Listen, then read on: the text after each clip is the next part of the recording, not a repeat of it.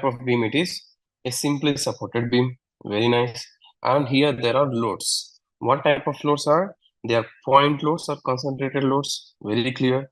And that they have the magnitude P and they have magnitude 2P.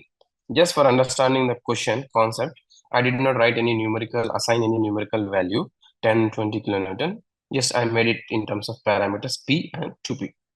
And this point load is at a distance 2a from here, and this point load is at distance of a from here, and here it is at distance 3a. And here also, again, to understand the concept, I am just giving some parameters, but not the actual numerical 2 meter, 3 meter, 5 meter. For timing, let's understand in this way. And what is the aim of the question? They are asking us to find the reactions at A and B. Okay. Now, step one, as per the standard procedure, first learn the concepts through the standard procedures and then go for the shortcuts. So, step one, mark the reactions at the supports. Okay, I have copy pasted my figure here. Now, I have done to highlight the reactions. I made it in the gray. Now, the reaction at this support will be, since it is a roller support, at the roller support, you guys know it will be only vertical reaction. So I named it as the vertical reaction at A, that's why VA. And don't confuse it, guys. You can name it as reaction at A in Y direction also. It is all our convenience. So I just simply place it by V, subscript with the small letter A here. So coming to the support B, it is a pinned support or hinged support. It will restrict in both the directions, but it will allow the rotation. That's why there is no restricting moment. There are only restricting forces. And this is vertical force at B. This is horizontal force at B, or horizontal reaction at B. Now, there are next step. What is step 2? Find the number of unknown reactions. Sometimes in questions they may give the reactions. That's why I'm using the word unknown here. So number of unknown reactions are here. No reactions are given in the question. So 1, 2, and 3. So number of unknown reactions are VA, VB, and HP. That's why 1 plus 1 plus 1, 3 reactions. Now, choose the equilibrium equations accordingly, conveniently, smartly. Since we have 3 reactions, there is no option for us, no freedom for us. We have to pick up all the 3 equilibrium equations. So what is the first equilibrium equation? Sigma fx is equals to 0. What does it mean by sigma fx is equal to 0? Summation of all the forces along the x direction should be equal to 0 on the beam. Now, this beam is nothing but free body diagram. I have explained you what is free body diagram versus system diagram, something there. Free body diagram is nothing but we have to mention all the applied forces as well as resisting forces. Don't forget that. Free body diagram is nothing but it is showing all the applied external forces as well as the internal resisting forces that have developed. So after writing the free body diagram, the sigma fx is nothing but summation of all the forces in x direction. You can see this. In this case, the x direction force is only HB. The horizontal reaction at B is the only horizontal force. So H, since it is against to the standard direction XY, I have placed it as minus HB is equal to 0. So it's nothing but finally it came out to be HB is equal to 0. So generally, guys, we need not to do this step. Coming by the questions with the practice, we can avoid this step of sigma fx if the loads are perpendicular. Suppose if my question is like this, then the reaction will develop here or here. Then you have to consider this step. Coming to the second equilibrium equation, sigma Fi is equals to 0. It's nothing but Fy sigma. That is summation of all the forces acting in the x, y direction for the given free body diagram. So the free body diagram is this, and here you can see the vertical forces are this, and this. There are 4. So place them accordingly. The first one is vertical reaction at A. Since it is pointing in the upward direction, positive, plus VA. Here it is plus VB. And coming to P, since it is pointing in the negative Y direction, so this is minus P. And here it is minus 2P. And simply is equal to 0. Now, here it is VA plus VB is equal to, place them on the other side of the equation. it will be equal to 3p. This will be one equation. Name it with some equation for future users. Coming to the next case, last case, sigma m amount A is equal to 0. Here guys, it is a pinned support. Either it is also kind of pinned support. I mean, there is no restriction to rotation here. So we can apply the moment equilibrium equation about A or even about B. It is our choice. In this case, you can apply it on both the directions, both the points, like sigma m about A or sigma m about B. Remember, I'm saying or, not and. If don't waste time in doing moment equilibrium about both the hinges. Just do it about one hinge, you will get the answer. In future, I have given one more example where picking up the hinge for the moment equilibrium plays an important role. You will see it. So, okay, I have taken here the hinge A. So, sigma m about A is equal to 0. Now, what is m? It's nothing but moment. What is sigma? It is nothing but summation of all the moments. So, about what point? About A. Coming to the first force here, VA. So, what is moment as per my definition? If this is a point, axis of rotation in the plane of paper, and if this is a force, then the moment is force into perpendicular distance between them. Very fine, clear, it is very clear. But coming to the force VA, you can notice that it is passing through the point where we are calculating the moment. If it is passing through this point, obviously the D will be equal to 0. That's why the moment due to the first force is VA into 0. Very clear. Coming to the next force here, this is P. The P and the perpendicular distance from here is 2A. So answer is P into 2A. And what is the sign? Is it plus or minus? For forces, you can say it is minus P, but moment, what to know? So for the moments, if it is creating a clockwise rotation, we'll take it as positive. And if it is creating an anti-clockwise rotation, we take it as negative. And this convention is again the user's choice. It can be anything. You can assume this as negative and this as positive. Our final answer will be correct. No worries for it. Now, better you assume it as clockwise positive, then it will be plus P into lever arm, that is 2A. Clear? In doubt, guys? I hope this is very clear. Coming to the next force, 2P.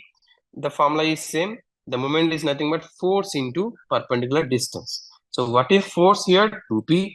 And the perpendicular distance from the A. Since we are calculating about A, this distance is 2A plus 3A.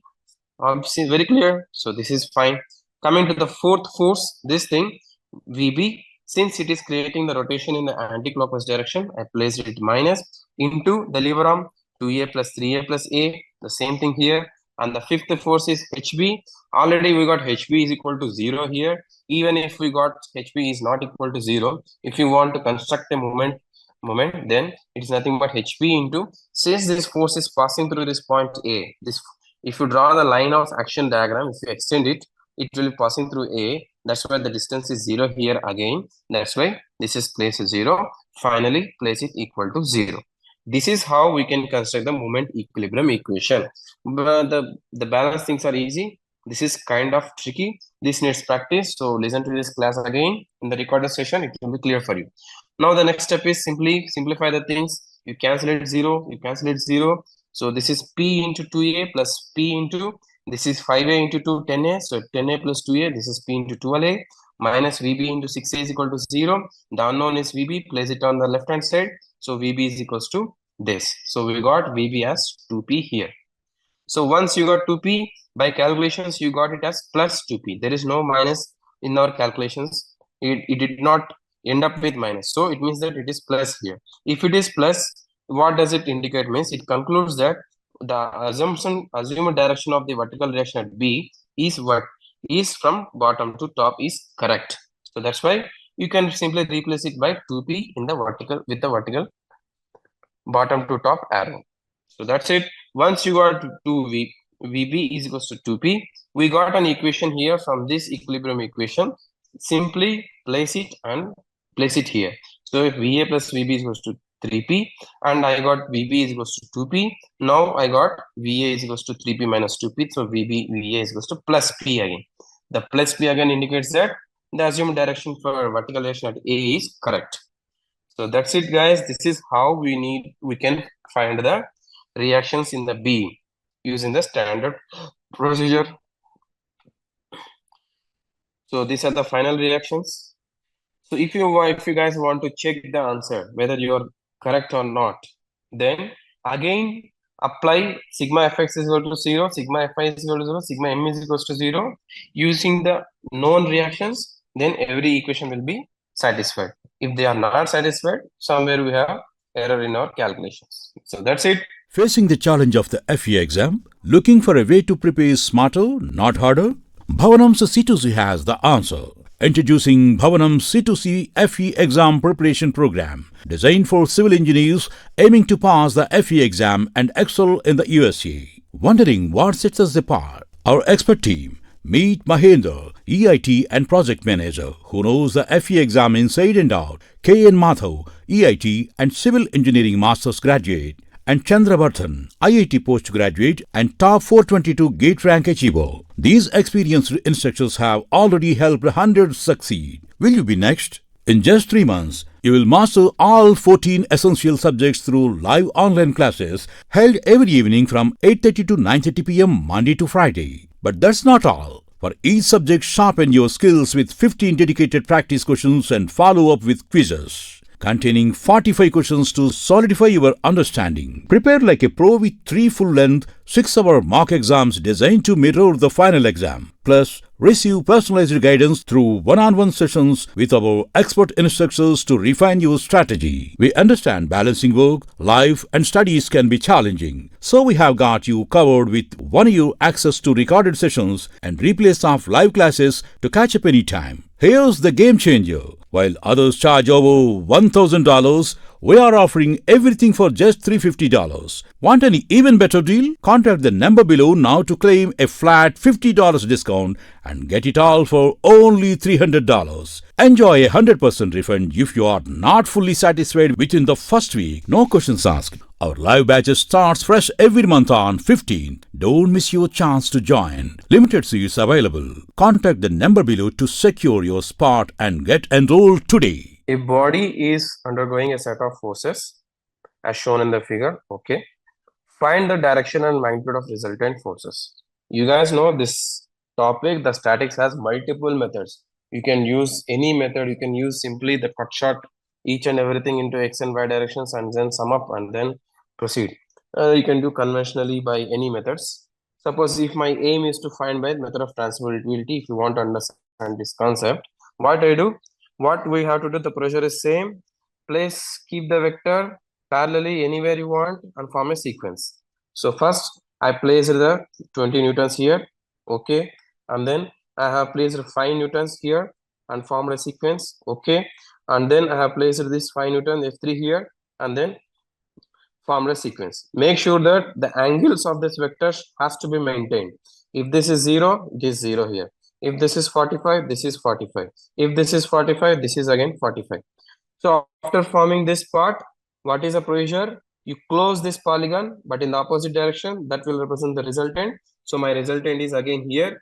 If the question is just to find the angle, you can simply blindly say that the angle of the resultant is 0 because it is forming this side. This is a part of trapezoidum that is horizontal.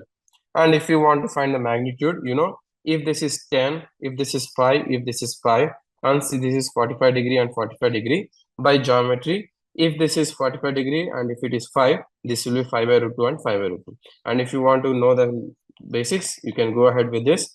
Once you get this 5 by root 2 and 5 by root 2, as per the geometry again, this is 10 plus this distance plus this distance. This is 10 plus 5 by root 2 plus 5 by root 2. That is 17.07. This is the other method of finding the resultant of more than 2 forces apart from vector form.